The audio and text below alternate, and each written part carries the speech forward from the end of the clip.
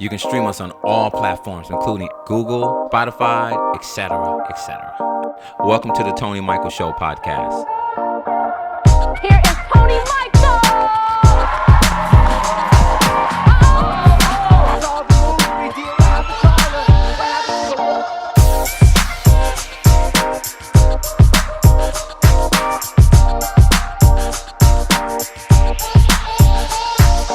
Hey, what's up, y'all?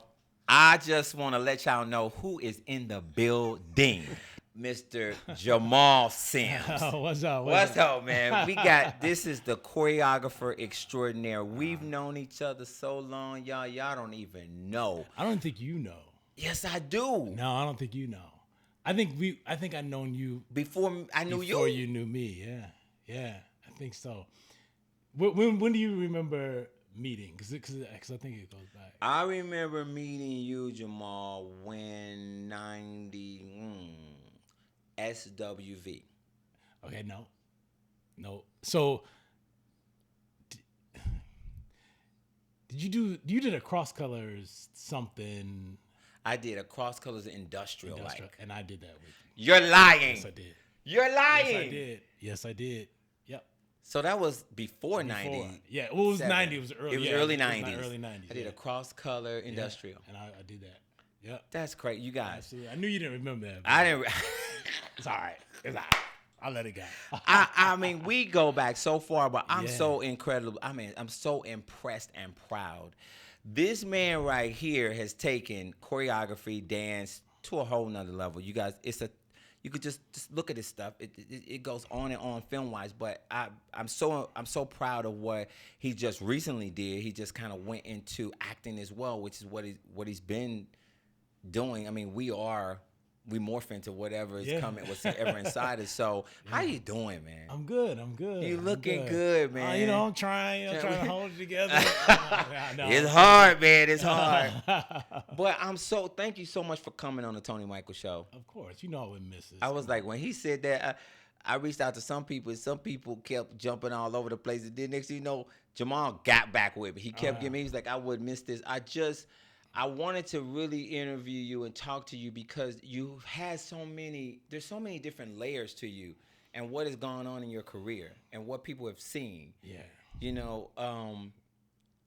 The recently Descendant job, I thought I was like, okay, he is in another, this is dope. Yeah, thank you. It was dope. I'm really proud of him. How did that come about? So I had just finished shooting Aladdin before it came. So I was just coming back from London. Okay, can we stop for a second? Oh, yeah. He is the choreographer for Aladdin too. I just want y'all to know that. I mean, I just want to interrupt and let that y'all know that because that little thing, Will Smith that did something like 400 mil. Like I was, on the set with, it was. So wait, I know you did Descendant, but I didn't realize because Descendant came out right after Aladdin or before. Right after. So both of them back on piggyback. So how did take me from Aladdin to that then? All right, so Aladdin came about. I did the Hannah Montana movie years ago with Miley Cyrus and Mitchell Lieb, who's the vice president he's the president of music at Disney. Okay. Something like that. It's a big thing. Right. We had worked on Step Up, all the Step Ups movies together, and he said, "Hey, we're looking for a choreographer for Aladdin," and I put your name in the box. I was like, "Oh, okay, cool." The next day, they called and was like, "Do you want to get a?" He called and was like, "Hey, Guy wants to take a meeting. Guy Ritchie in London." So I had to do a Skype meeting, and Skype meetings never work out well for me. But it's just weird. It's just like I'm better in the room. Right. You know what I mean? That's me. Because Yeah. you can feel the energy and they can Exactly. see you and get you. Yeah, Now yeah, you're on yeah. this screen trying to come through It's whack to me. So I was like, I ain't going to get this. So I did it in the bedroom. I was just kind of filmed on it. And me and Guy just connected. And then I was doing another job and I got a call and said I booked the gig. That's how that came about. Okay. So did that, had an amazing time shooting that. And then I got home and then they said that they're looking for a choreographer. Kenny Ortega wanted to partner with another choreographer for Descendants. And I had never worked with Kenny Ortega before. And because I'm moving into, well, actually I am directing now, right? I was like, I want to work with people that have the transitioned, same trajectory as I have. You know what I mean? Yeah. So it's just what I always say. It's just study the greats, right? And I've always loved his work. And so I met with him. He was like, "You want to do it?" I was like, "Absolutely, let's go." And so that's kind of how it all happened. came about. Yeah. Boy, Descendants was really, really good. Aladdin was phenomenal. I've been around. I did one movie, and Will Smith was the producer. Yeah. I don't know if you know that. Yeah. I did Seat Filler with Kelly Rowland. Oh, yeah, Dwayne Martin did it. Yeah. Kelly Rowland was in it, but Will and Jada were producers. Oh, really? Yeah. Cha-ching. Cha-ching, that money. And I had been around Will since I want to say like '94. Yeah. From just being around Tisha. Yeah. And great person to work with. It's rare to find somebody that is humble, that is willing to do the work, that is excited about the project. I mean, he just came with everything, and I think that it all just kind of funneled down to everybody else after that. You know, it takes one person to set the mood and the tone, and once that was established, that's how the movie went. He's always you got him at a great time in his life too, because he kind of, you know, he took that time off to just figure out, and you could see it through the red table talk and Jada's thing. You see how he kind of transitioned, and she was like, this wasn't the most easiest person to be around. I was around him doing the Fresh Prince and all of that all the way up. But I think you got him at a great time. He's always been sharing. He will share, and he will walk in a room and say, "Hey, I'm Will. Nice to meet you." He will. Hey, I'm like, and you know damn well it's Will Smith, and everybody in the room, everybody, everything, every entity in there knows him, but he still has that eye contact. Yep. You know what I mean? And it makes you. All people want to be is seen. Like they just want to know that they're seen. You know what I mean? So he makes everybody in the room aware that he sees you. Right. You know what I mean? I think that it was a learning lesson for me as well, because sometimes we come in and we have dancers in the room, and it's nice to let them know, I see you. You know, I might not be able to work with you today, but I see you. Yes, true. You know what I mean? That's exactly nice. right. Yeah, dude, it was so dope. I hadn't seen Aladdin. Cross had saw it. Like, Daddy is so good. Daddy is so good. I said, well, you know, I know somebody that put all that together, boy. He was like, really? Because I basically try to be Tony daddy. Yeah.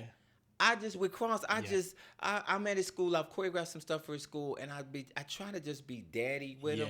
Yeah. And he said, "But Daddy, some people know you did something for Beyonce, and some people know you. They just kind of know." I said, "Well, that's on them. I just want you to be. I want you to feel it's you. This is your world. Absolutely. I'm just, you know." Yeah.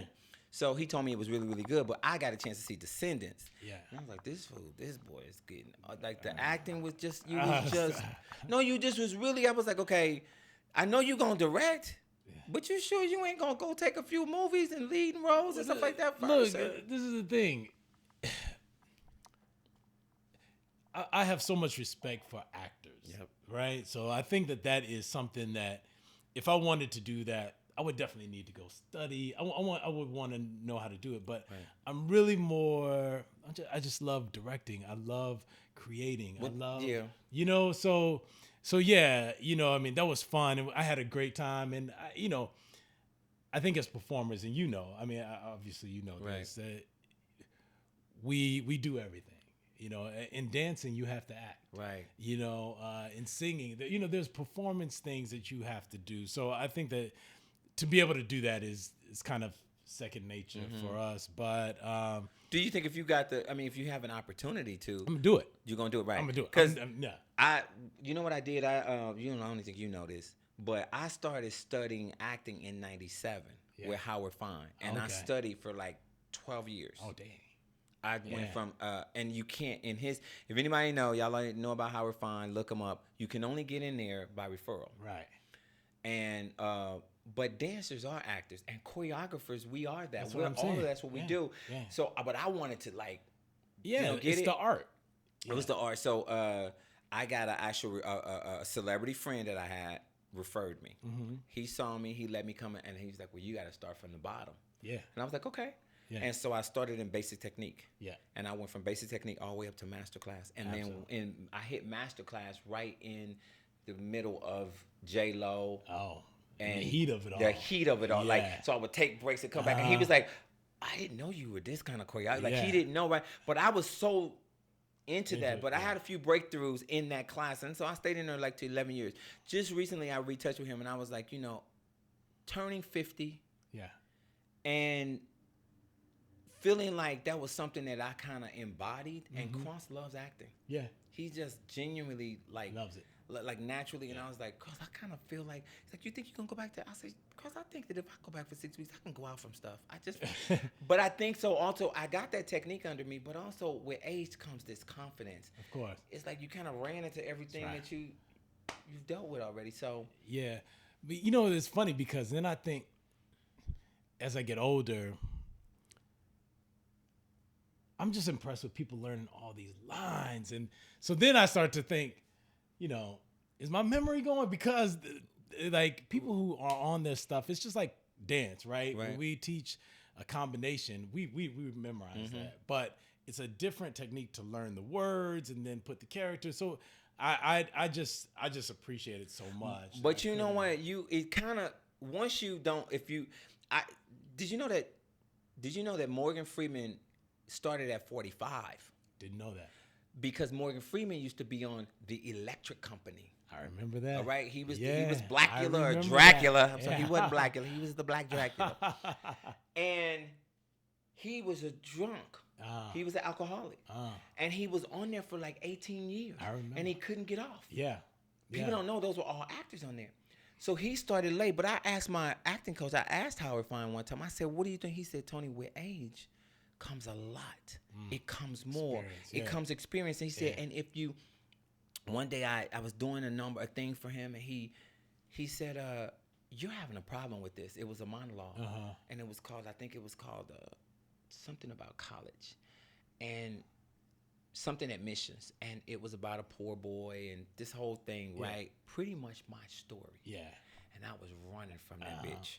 That's my first cuss word on my podcast.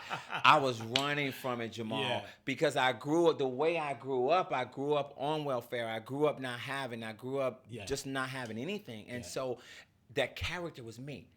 I picked it thinking I could do it. Right. So I would put it up every week, and he said, Tony, no. And he would go and say, how did you do it? Where did you go? What did it work? Ask these all acting questions or whatever. And I don't know what it is. Yeah. So one day I did it, and he sat down with me, and he said, no, this is a master class. That's why I would love for you to try to go to his master class. Look, just to review it. We had to touch bases. I have to tell you. I'll do it. And he sat there with me, and he said, Tony, you're blocking something. Mm-hmm. And I was like, what? Oh. He was like, where'd you get the clothes from? I said, I had took the clothes. I had got some new clothes and scruffed them up. And, Right. And long story short, I told him, just keep my hand off the cord. Okay, I'm sorry. Well, so long story short, I told him, he started asking me questions about my life. Yeah. I started telling him about my life. He said, okay, what was this? What was that? What was that? And we kept going and we kept going and we kept going. And he asked me this question. I looked at him and I said, listen, the story doesn't get any better, Howard. It's going to get worse. Yeah. He said, go into the scene. He said, go into the monologue. Right after that, right? I go into the monologue, do the monologue. I get a standing ovation from the master class, right? Yeah. He looked at me.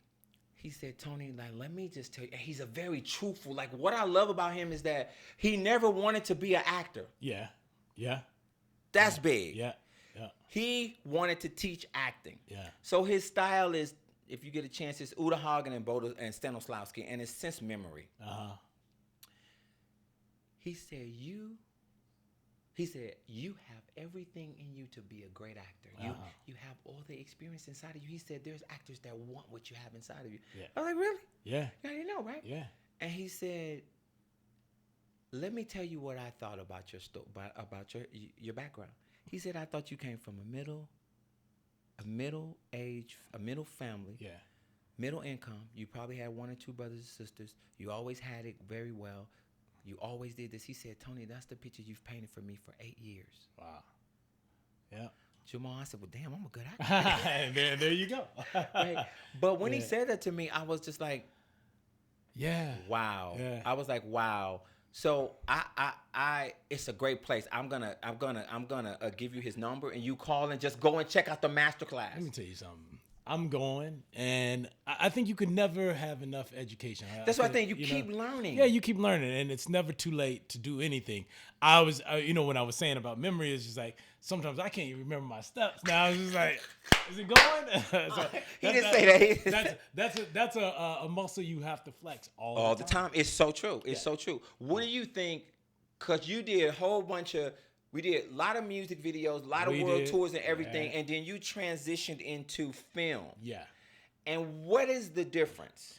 What would you say? Storytelling, right? So I think that in music videos, storylines are if they're there, they're very thin.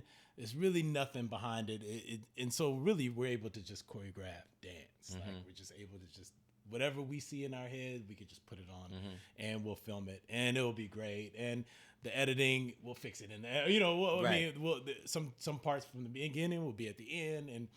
But with films, what I understood early on and what I love about it was that we were able to get into the characters and build movement for the characters that will then tell the story of the film that we're making. And so that's the challenging part, right? Because it's like, what would this character look like dancing? What would his moves look like? And so that's deeper than just throwing out some moves that some flashy stuff. Right. And so but that's something I had to learn as I was going along, right? Because Step Up came out, and Step Up was a lot of dance, and we did 1, 2, 3, 4, 5 of them. And so, but each one, I just became more in love with directing and really trying to tell the story through dance. Because a lot of times when the lines stop, the movement continues the story. And it was really important for me that it does that in the movement, that the movement, it tells the story, I think they're all, I love directing. Yeah. That's what we are. Yeah. That's what Absolutely. we are. We're directors of movement, and also too, I was like, I was telling someone earlier today, I was like, do you realize that choreographers direct everything? Yeah. On the set when we do tours, I said, and everybody got to get with us. The pyro guy, the costumers. Yeah. I said, so we really are the directors of that whole thing. Absolutely. So to transition into that directing is going to be great. Yeah. It feels natural. It is natural, and I feel more comfortable directing than I do choreographing. Really? Yeah. Like I said, I haven't got a chance to direct yet, but I know I'll probably direct eventually when this show goes to the network and becomes the Tony Michael Show. I'll direct. There we go. But I always I've always been behind the scenes and watching the cameraman and asking the director. I did this thing with, you didn't do it. Who did this job with me? Prince. It was the Betcha by Golly Wild project. Oh, okay. Yeah. And I remember being on the set, and I remember seeing we down in Minneapolis at Paisley Park, and I see 4 cameras, and I see the, on the monitors, right? And I'm looking for the 4 cameras, and the Prince is right next to me, right? And I asked them. They was like, "Don't talk to him." It was 2 other superstar choreographers told me, "Don't look at him, don't touch him, don't do anything." I was just a little dancer, and he asked me when I first got there, was it anything that, he said, if you got any questions, talk to me, man. Because I got picked at the last minute. He picked me, by the way. Right? Nice. And so when I got down there, he talked to me, whatever. Anyway, long story short, I'm looking. I'm like, where's this 4th camera? And why is it a 4th camera? Yeah. And so I asked him, I said, excuse me, it wasn't Prince at the time. I was like, the artist. I was like, let me ask you a question, man. Because you didn't know what to call him. Right. He had no name. I said, well, let me ask you, where's this camera right there? He said, well, I got all 4 of these cameras. He said, I have 1 camera that's locked off. It's up there. And so I look up and it's sitting on the thing. I said, well, why do you have that locked off? He said, because it's getting everything. Yeah. He said, and I'll see stuff. It's seeing stuff that I won't see until I go into editing. Yeah. I was so impressed. Yeah. I was like, oh, I learned that from Prince. I'm gonna hold on to that. No, it's good, right? It was good stuff. And it's always good to ask questions, especially from the greats, people that have been doing it for years, that have the experience. And what I realize is the ones that keep going are the ones that were able to give you those Gems. give you those gems, right? Yeah. And the ones that don't, they're for some reason their career stops. You know what I mean? Because they're not sharing. They're not sharing. Yeah. So it's important, and so we have to always think about that too now, like as a choreographer, as passing directors, it on, passing it on, and that's what I really even get from this story, even more so, is that he was able to teach something to somebody, which then passed it on. Which, You know and what I mean? I was like, I always was that little rebel dancer. I was like, I'm just gonna ask. Yeah.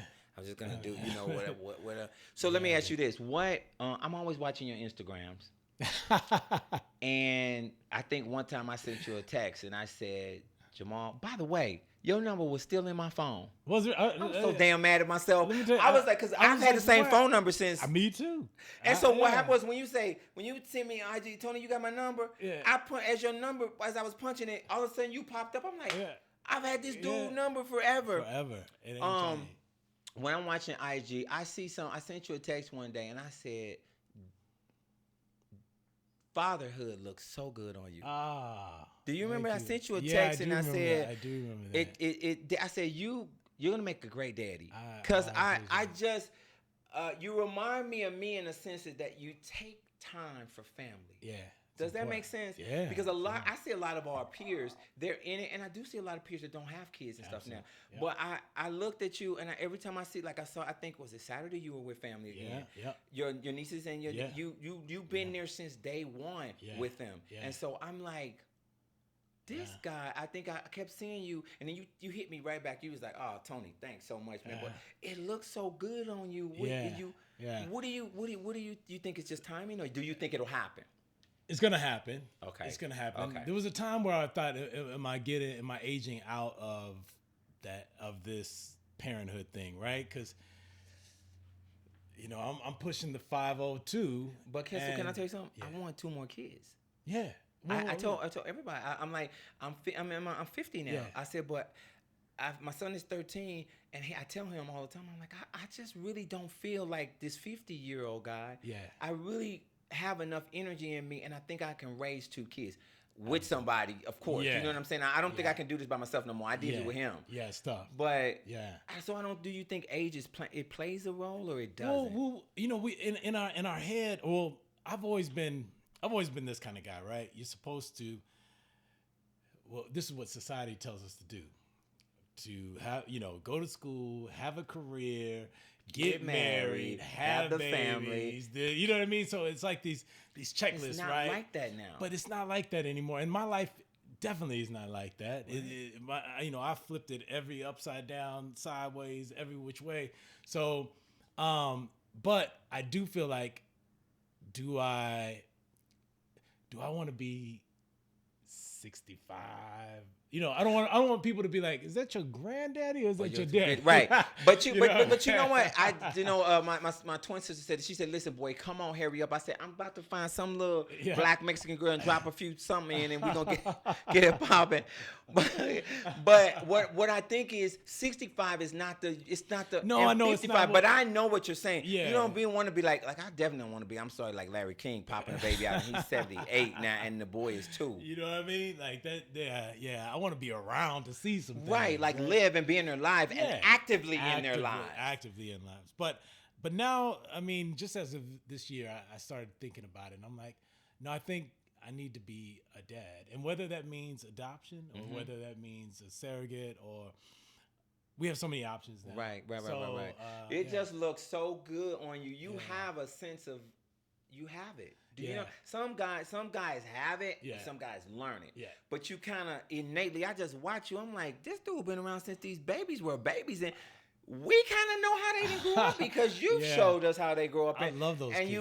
you have that patience, and you have that instinct. And I was like, okay, Jamal got to get this baby popping. I know. My brother has 10. Yeah, my brother has 10 kids. Then my sister has 5, and then my other sister she's on her 3rd. So we have almost 18. Oh, you got 18? Yeah, 18 nieces and nephews, immediate nieces and nephews, right? And then some of them have had kids now. So there's some great. So I'm constantly surrounded by kids. So you know how to, Yeah, and I think that it's a navigate natural with them. thing. Navigate. Yeah, it becomes so natural with you, man. I was like, yo, he needs to go ahead and be a dad. I don't know if you remember when I sent you that thing, but I sent you something, and you sent me something right back. Yeah, He no, was I like, remember. Tony, I was Well, and because I thought it was a huge compliment coming from you because I watch you and your son, and I know how important he is to you. Yeah. And so, from a father saying that to me, that was big. That was huge. Yeah. It's important too because it was just important for me to be. I didn't have a father in my life, and I know most black kids don't. Everybody, it's so interesting. Everybody feels like at times they have the same story. Yeah. But I think everybody's story to share, if they will, is important. Yeah. So with him, I just was like, I have to be here. Yeah. I have to be here. So, You I try to share him, but not choke people with him. But I'd be like. Yeah. Yeah, no. It's beautiful to watch. My dad was always in my life. I know. I remember. And they're still. My mom and dad still together, and he's still today. He's ready. If I go on set, he's ready to go. And he went. They came over. Anytime where I film, they come. Yeah. You guys' relationship remind me of G Madison. Yeah. It reminds me of G Madison and his dad and his mom. Y'all really? They got the same kind of connection. Yeah. I was like, he reminds me of Jamal and his dad. I've seen your mom and dad around a few times. I remember. Yeah. No, they don't miss a beat. So where do you think where is Jamal Sims going now? I mean, you said directing. Yeah. But where are you going now? Yeah, I'm building. I literally have some things in development. There's some. I'm directing Drag Race Live in Vegas right now. Oh, that's dope. Yeah. So that comes out with Rupaul, and it's funny that he and I are directing it together. Okay. But he is such a huge part of my life because I go way back from the early '90s. So it's great to be around his energy and to see him winning at this time. This is like 14,000 Emmys. He was doing it before everybody was doing it. Absolutely, before it was was even in. If you think about work, if you think about Supermodel, he just stayed. He wouldn't give up. That's why That's what it is. So it's just good to be able to work with him and do different things. A live Vegas show, a television show, a film. And work will always be my love, but like you said, family is my first thing. So that's always like I love to do what I do, but it's all family for yeah. But also too, it's great to have someone like that sees your talent and the potential for you to transition to director, to choreographer, to produce, whatever it is that you do, and believe in you enough to say, here you go, let's go with it. You can do that. Let's roll. Yeah. So let me ask you one last question. Yeah. Where do you think the state of dance is? Where do you see the dance world going? What's the climate right now? I think we are. It's what we already knew. I think from even when I started dancing, the world loves dance. It's an amazing time for dancing right now. People can't get enough, but we get a lot of it, right? And so the only thing that so that's the good part. The world loves dance. Mm-hmm. It's proven. It's infectious. It's infectious. It makes people happy. So that's great because that's our business. Mm-hmm. That's what we do. Mm-hmm. But the downside of it being so much of it out there, I think that we are like. It's hard for people to navigate, and it's hard for them to understand where they fit in the world of dance, right? Because there's so many. Everybody's stuff starts to look like each other, right? It's morphing into one thing. So that's the only downside of it. Like when you have all this. All these videos on Instagram and one thing just starts to look like another. And I would just hope that everybody would understand that it's really cool to be able to dance, but what's even better is to develop a style, something signature that you could say, oh, Tony did that. Yeah. You know what I mean? Yeah. Like that's what's important. Right. It's like, so that's the only thing I was just saying, I was talking to Phil Wright and I was just saying to him, I was trying to find a dance class for my son. I never thought I would be trying to find a dance class for my son. Yeah. And Yeah, I understand I that. think that dance is the one thing I have is I want to keep moving with the times too. Absolutely. All the technology and the YouTube and Yeah. the Instagram, I'm with it. Yeah. I'm with all of that. Right. Show me what to do. I'm Yeah, in it. yeah. What I just really think is that we're missing the foundation Right. of what it is. Yeah. Not what it is, I'm sorry, of it being quality. Yeah. There's Yeah. so much out there, like you said, Yeah. such a saturation of you're like, Yeah. okay, what's this? Who is this? And then I was like, how are dancers trying to be? Remember, our career was like we want to dance, we want to come, and we want to make sure we had a technique, and we was hip hop dancers too. Yeah. But then we had technique. Yeah. We want to audition, we want to get these videos, and then maybe get a movie, get a world Yeah. tour. How does that work now? Because Well, you don't have to. you got Instagram. What's happening now is that you got Instagram choreographers, and then you got these other choreographers. Right. Yeah. Instagram choreographers, they making a lot of money on Instagram. They booking them classes. Yeah. I had one choreographer tell me they're big on Instagram. They told me, well, I don't really have to choreograph for Madonna or Janet anymore. Yeah. I'm making all this money, but I kept saying to myself, well, is it the money or is it the it's the art, because to me, to have a whole bunch of classes, travel all the world and do those classes is fine. That's what I thought. What I think is so great about Phil Wright. Yeah. Phil has went from teaching, having his classes, to now a TV show. Yeah. Because he's like, okay, boom, boom, boom, boom, boom. Yeah. But you have all those people that do that, and he's one in a million that can transition. Right. Because there's a difference in teaching a class, having a whole bunch of followers, and then go do a world tour, and you got to deal with Jennifer Lopez or Madonna. Yeah. You've got to produce it. You got to run with the dance. Yeah. You got to figure out what works for the artist, what works for like. There's a whole different world. It's a different thing. And then a movie is a different world. Yeah, it's a whole different thing. But this I've battled with this because a piece of me feels like, yeah, you want them to go through the steps, right? Everybody should go through the steps. Not so much the steps, but learn the foundation of what you're doing. Foundation, right? So okay. just building And then- something to build on. Because if you're going around the world teaching, what do you, you know what I mean? What are you teaching if you don't have a foundation? So I get the concept, but then the other side of me is that, if they don't need to, and if this is what they want to do, you know what I mean? Because there's two different types. Like you said, there's teachers, and then there's entertainment choreography. People that can do both. So maybe it's a lane for them, and then maybe a lane for us. It's true.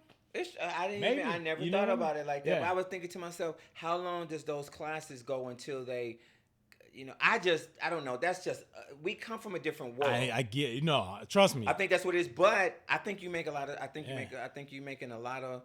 A sense about the fact that maybe that's what they want to do and I learned so much, and when I do see, it's about 4 people on Instagram that I follow, and I'm like, my God, they are amazing. Yeah, like this is amazing. The absolutely. steps are amazing. Yeah. The choreography is amazing. I can see that they put it together and woo woo woo woo woo. And then there's some on Instagram that we won't talk about. I ain't gonna talk about it. I'm gonna keep it 100 and keep it positive and keep it going. So I just wanted to ask you that. Yeah, I don't know if I answered the question, but no, you did answer the question because you answered the question because you let me know.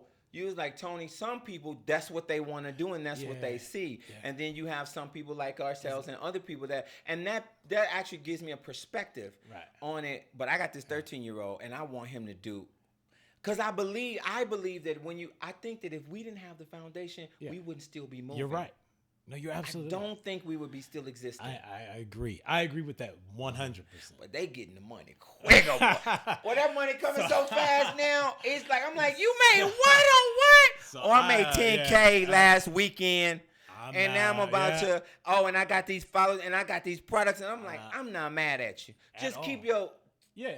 So you made me think of it a different way. So okay. That being said, I want to thank you so much, man. I appreciate it, man. I love you, man. We go back so far. We did so much together. I just really appreciate you taking the time to come to the Tony Michaels podcast. And in a year or 2, you will be coming to the Tony Michaels TV show. So let's give it up for Jamal Sims. Y'all, tell them where to follow you at, man. I'm on all social. It's at Jamizzi, Jamizzi. Check him out, y'all. Y'all can check out all his movies. Go check out Aladdin. Check out Descendants, and keep following him because he's doing big things. Want to give it up for him one more time. Thank y'all for tuning in. Later.